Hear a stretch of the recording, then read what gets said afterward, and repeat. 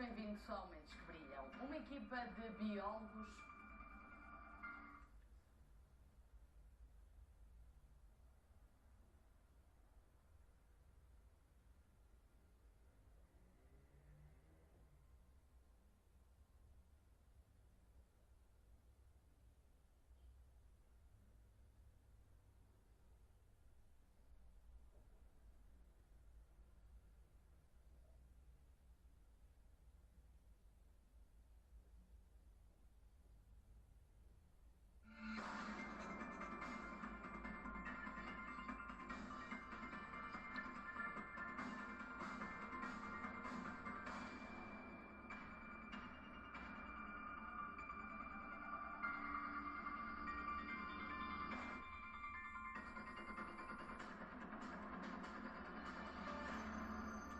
Sejam bem-vindos ao Mentes que Brilham. Uma equipa de biólogos da Universidade de Aveiro descobriu uma nova espécie de microalga numa lagoa artificial. Este é o primeiro assunto a desenvolver-se no nosso programa. Noutras investigações, vamos conhecer um novo andarilho motorizado com capacidade para ajudar na locomoção e na terapia de reabilitação física.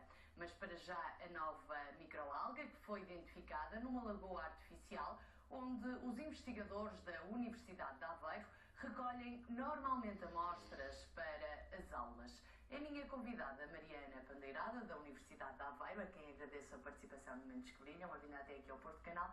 Quase podemos dizer que esta foi uma descoberta à porta de casa. Sim, é verdade.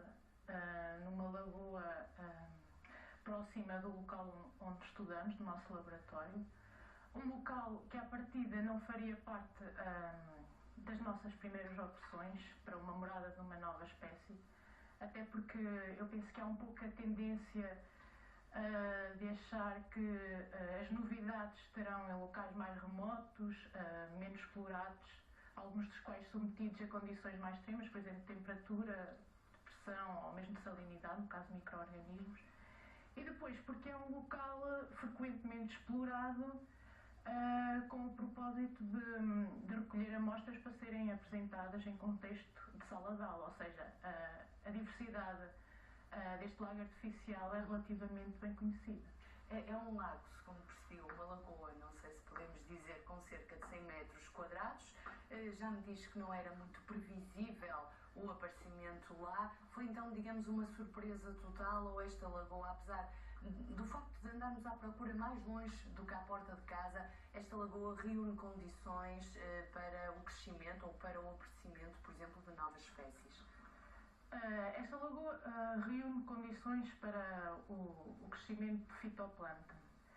Que reúne condições para novas espécies. Tivemos a sorte de encontrar esta recentemente. No entanto, as outras que lá habitam, a maioria delas, nós sabemos perfeitamente o que são. Portanto, não diria a partir de que haja muito mais condições para outras novas espécies, mas nunca se sabe, não é? É sempre uma surpresa. É sempre uma surpresa. Em relação a esta microalga, falando um pouco das particularidades desta nova espécie, o que é que podemos dizer? Podemos dizer que estamos a falar de uma microalga que dentro dos dinoflagelados, os dinoflagelados são um grupo, se calhar convém dizer o que convém. Um grupo de microalgas que inclui espécies fotossintéticas e daí a associação a este grupo de organismos, mas também inclui espécies que não possuem essa capacidade e que obtêm a sua energia essencialmente através da ingestão de organismos. E depois existem ainda aquelas que são capazes de combinar tanto a capacidade fotossintética como a capacidade de ingestão numa estratégia designada de mixotrofia. Em termos mediáticos, e a razão pela qual os dinoflagelados são essencialmente conhecidos é pela sua capacidade de formar as ditas marés vermelhas, que resultam da propagação em massa destes organismos e que são particularmente impactantes e podem afetar o homem devido à produção de toxinas. Falamos, por exemplo, daquela espécie, uma espécie idêntica àquela que normalmente aparece nas as notícias, por exemplo, na Ria de Aveiro e que origina aquelas toxinas que muitas vezes impede a apanha dos bivalves? Sim, é verdade. Há apanha de bivalves e mesmo a interdição a banhos, não só em Aveiro, mas mesmo ao longo da costa portuguesa.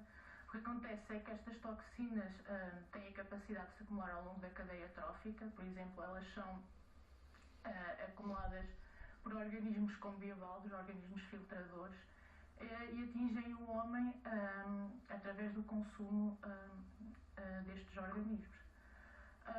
Os efeitos são variados, podemos ter desde simples desarranjos intestinais até paralisias, amnésia e mesmo a morte. E mais particularidades desta nova espécie que encontra? A nova espécie, dentro dos dinoflagelados, pertence a um grupo em que a identificação é particularmente difícil, resultado do seu revestimento externo formado por placas celulósicas finas, que, por exemplo, em microscopia óptica é difícil de observar e muitas vezes é imperceptível, o que faz com que frequentemente seja necessário recorrermos a microscopia de elevada resolução para que possamos observar a superfície das células. E dentro do grupo a que pertence, a característica que suscitou o interesse foi a sua capacidade de formar quistes de resistência, que são estruturas que lhes permitem sobreviver sob condições desfavoráveis e que eram distintamente diferentes dos que são produzidos para a maioria das espécies. Eu penso que nós temos umas imagens desta sim. microalga, mas vamos falando enquanto elas não são postas no ar. Este quisto é ornamentado por numerosos espinhos ramificados nas pontas. Ora, aqui estão elas, eu não sei se me podem explicar. Sim, isto é uma imagem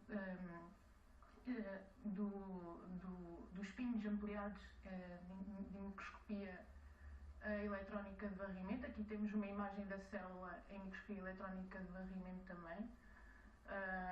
Aqui em microscopia óptica. Em termos de características, o verde resulta dos cloroplastos, a coloração verde. A mancha vermelha é o estigma, que é um organelo, uma estrutura celular que está associada à recepção da luz. Aqui temos outra imagem do quisto de resistência, mostrando os seus espinhos ao longo da sua parede, geralmente ramificados nas pontas. Para conseguirem estas imagens, falava-me há pouco de um microscópio que foi utilizado. Este tipo de microalgas só pode ser visto ou só pode ser analisado, digo eu, à partida, através de um microscópio. Sim, é verdade. Estamos a falar de micro-organismos que à partida não são visíveis a olho nu. Aqui foram utilizadas algumas técnicas inovadoras ou avançadas ao nível da microscopia?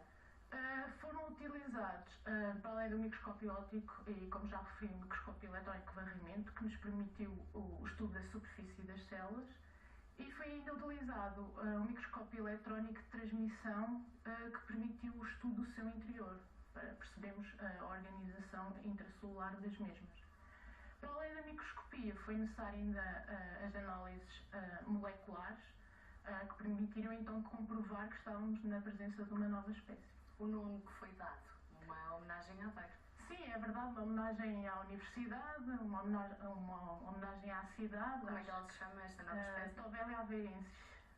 Tovélia é um nome que referencia o género, a que pertence, o grupo a que pertence, e o epíteto específico aveirensis, que então uma homenagem à cidade e à universidade. Mariana, não sei se me sabe explicar. Quando falamos de microalgas, há algum tamanho ou há alguma proporção quando fazemos a comparação com as algas normais? Tem que corresponder a determinadas particularidades, com certeza, mas o tamanho aqui também importa? As algas com que as pessoas estão mais familiarizadas, digamos assim, são as macroalgas, aquelas que se assemelham um pouco a plantas e que vemos na praia. E que têm uma organização diferente das microalgas que estamos aqui a falar. As microalgas que estamos aqui a falar são, dentro dos dinoflagelados, são sobretudo seres unicelulares.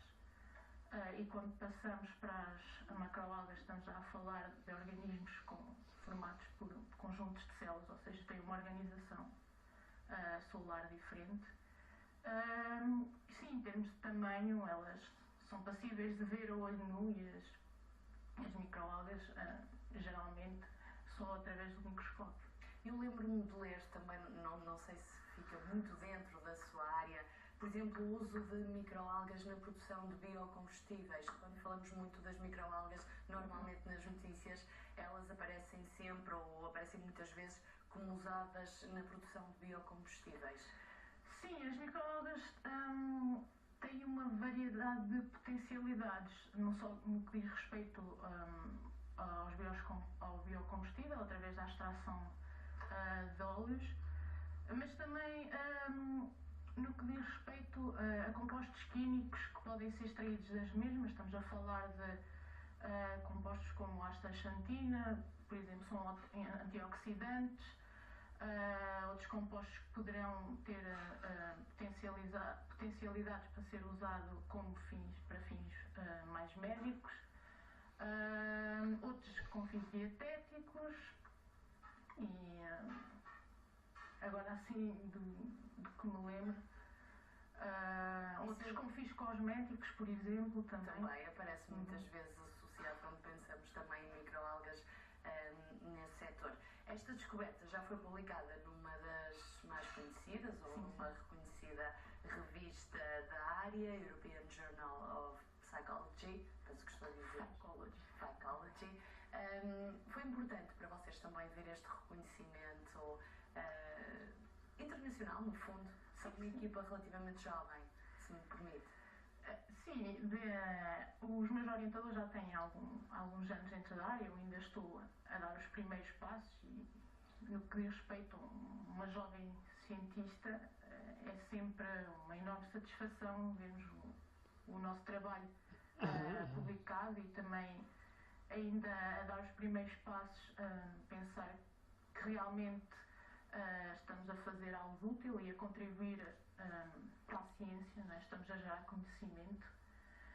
E é também importante porque estamos a falar de uma das melhores revistas dentro da área, uma revista internacional e, portanto, o impacto à partida irá além das fronteiras portuguesas, portanto.